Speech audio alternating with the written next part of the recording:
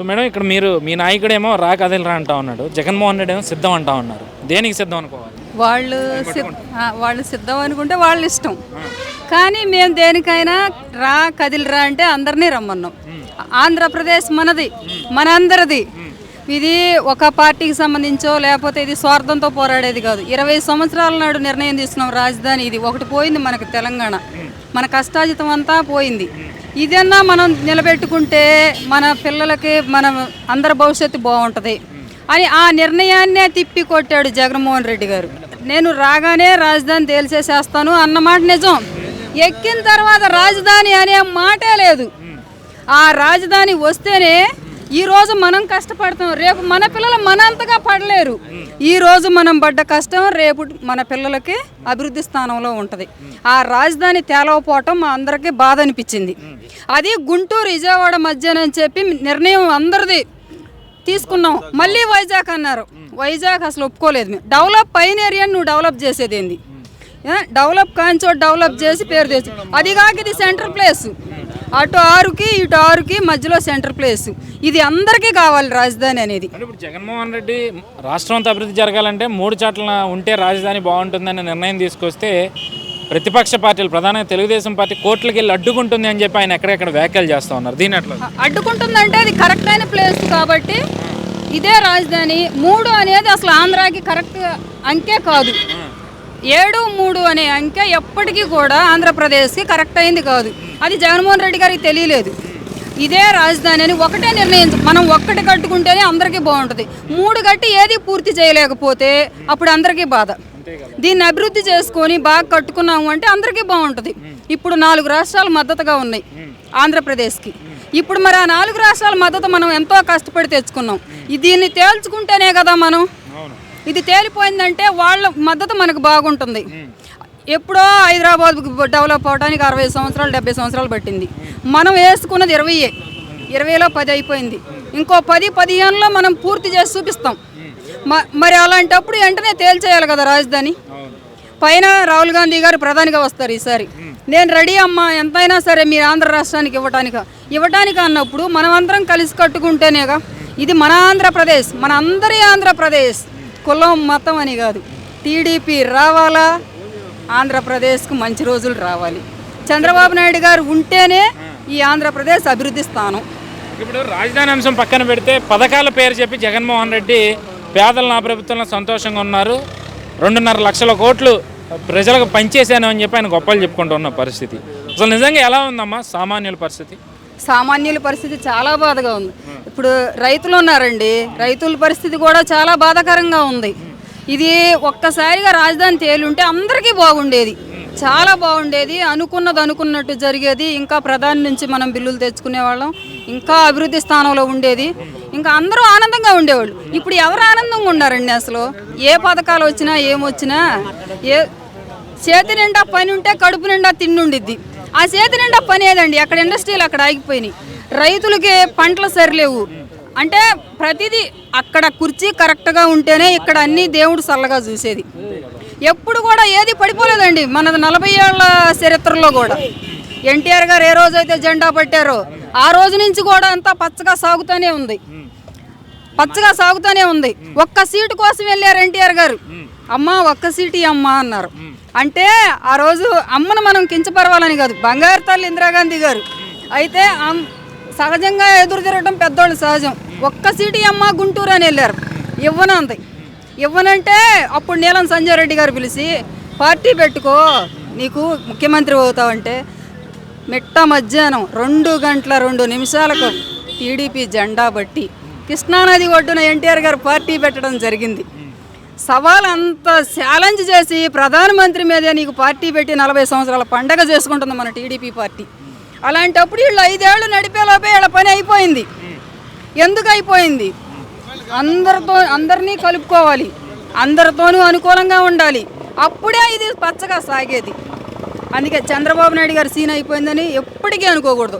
చంద్రబాబు నాయుడు గారు లేనిది ఆంధ్రప్రదేశే లేదు. చంద్రబాబు నాయుడు గారు ఉండాలి, టీడీపీ ఉండాలి, ఆంధ్ర పండగ జరగాలి. భారతదేశం వ్యాప్తంగా నాకు ఇప్పుడు 50 సంవత్సరాలు. 50 సంవత్సరాల్లో కూడా నేను అక్షరం ముక్క నాకు రాదండి. 50 సంవత్సరాల్లో నేను ఇప్పుడు ఒక 5-6 ముఖ్యమంత్రులను చూసి ఉంటా. ఏ ముఖ్యమంత్రి కూడా కంచేసి పరిపాలన చేయలే. ఇవాళ ఏ ముఖ్యమంత్రి కూడా కంచేసి పరిపాలన చేయలే. ఇవాళ జగన్మోహన్ రెడ్డి గారు ఈ ఊరు వస్తున్నాడంటే పోలీసు వాళ్ళు కంచేయటం, జనాలు రాకోకుండా ఉండటం. ఇంత ఘోరమైన పరిపాలన నా 50 సంవత్సరాల చరిత్రలో చూడలేదు, ఇక ముందు ముందు కూడా చూడలేదు. అయితే భారతదేశ వ్యాప్తంగా కూడా చంద్రబాబు అంత నిజాయితీ పరుడు పుట్టడు, ఇక పుట్టలేడు. చంద్రబాబు నాయుడు గారు చాలా నిజాయితీ పరుడు. ఆయన్ని ఈసారి మనం గెలిపించుకోలేకపోతే మన పిల్లల భవిష్యత్తు ఆగమైపోద్ది. మనకి ఎటుకుడు 50 ఏళ్ళు వచ్చేసినాయి, ఇక రాజధాని కట్టేవాళ్ళు ఉండరు. అయితే ఇవాళ రాష్ట్రానికి పెద్ద దిక్కు చంద్రబాబు నాయుడే. ఏ పార్టీకైనా సరే, కాంగ్రెస్ అయినా తెలుగుదేశం అయినా ఏదైనా సరే రాష్ట్రానికి పెద్ద దిక్కు చంద్రబాబు నాయుడు గారు కావాలా. ఆ రోజు జగన్మోహన్ రెడ్డి గారు చంద్రబాబు నాయుడు గారు ముఖ్యమంత్రిగా ఉన్నప్పుడు, వాళ్ళు ప్రతిపక్షంగా ఉన్నప్పుడు ఇదే రాజధాని అని వాళ్ళు కూడా సంతకాలు పెట్టారు. మరి మర్చిపోయారు. మరి వాళ్ళ మంత్రులు ఏం చేస్తున్నారో తెలియట్లే.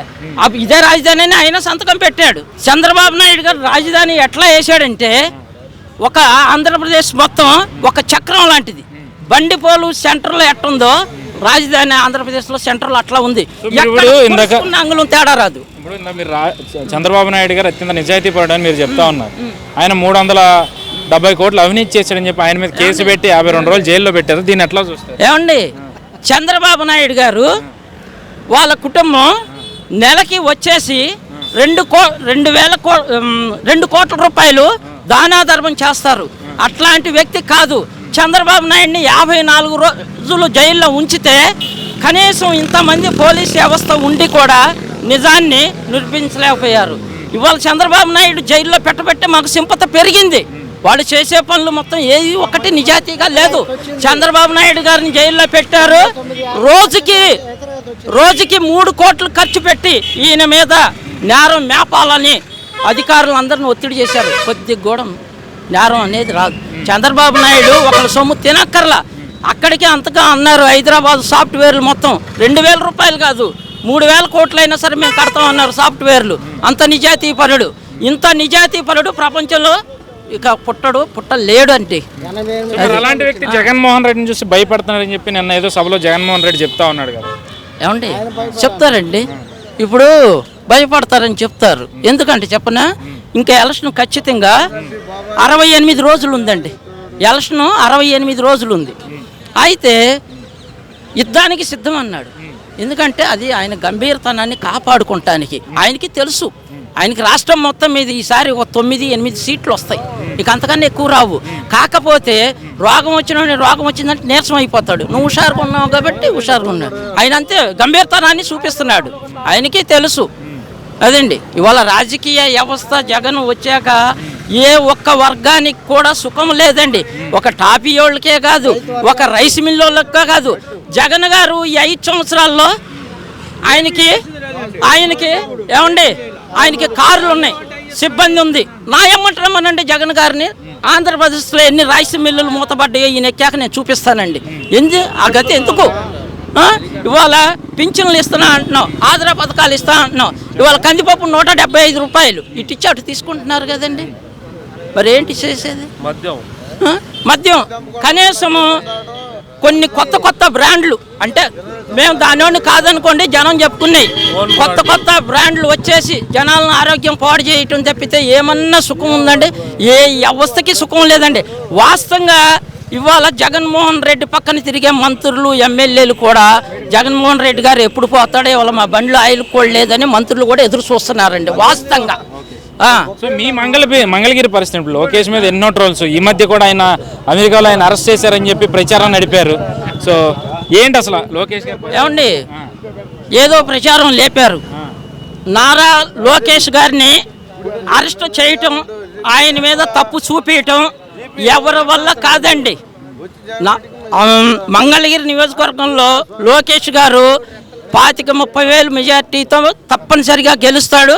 అమెరికాలో అరెస్ట్ చేయటం, లోకేష్ గారిని అరెస్ట్ చేయటం, చంద్రబాబు నాయుడు అరెస్ట్ చేయటం, తప్పు చూపించటం ఎవరి వల్ల కాదు. వీళ్ళ దగ్గర దమ్ము ధైర్యం ఉంటే ఇవాళ కేంద్రం కూడా వీళ్ళకి అనుకూలంగా ఉంది. తప్పు చూపించి అరెస్ట్ చేపి మనం చూద్దాం. ఇవాళ మోడీ గారు కూడా వీళ్ళకి అనుకూలంగా ఉన్నాడు. ఒక్క చిన్న సన్నివేశం అండి, మోడీ గారు కేంద్ర ఆర్థిక శాఖ మంత్రి నిర్మలా సీతారామన్ ఉందా, సొంతంగా ఎన్టీ రామారావు గారి బిడ్డ వెళ్ళి ఆంధ్రప్రదేశ్లో ఇంత అన్యాయం చేస్తుందని మొరపెట్టుకుంటే బీజేపీ పార్టీ అయ్యుండి ఎన్టీ రామారావు బిడ్డ అయ్యుండి కూడా సీతారాం ఏం స్పందించలేదు. అంటే వీళ్ళు అంత స్వార్థపరులు అయిపోయారండి. మరి కేంద్రం కూడా వీళ్ళ మాట ఉంటుందిగా, వీళ్ళ దమ్ము ధైర్యం ఉంటే అరెస్ట్ చేయమనండి చూద్దాం. సో ఫైనల్ ఏంటి గెలిపోవటం సంగతి వచ్చేసరికి ఆయన 175 అంటున్నాడు. ఏంటి పరిస్థితి? ఏమి రావండి, రాష్ట్రం మొత్తం మీద ఏదైనా చిన్న పావును కూడా పెద్ద కర్రతో కొట్టాలి కాబట్టి రాష్ట్రం మొత్తం మీద కూడా వైసీపీకి ఒక 10-12 వస్తాయండి అంతే, అంతకన్నా రావు. రాష్ట్రం మొత్తం వన్ సైడ్ అయిపోయింది. 10-12 వస్తాయండి అది.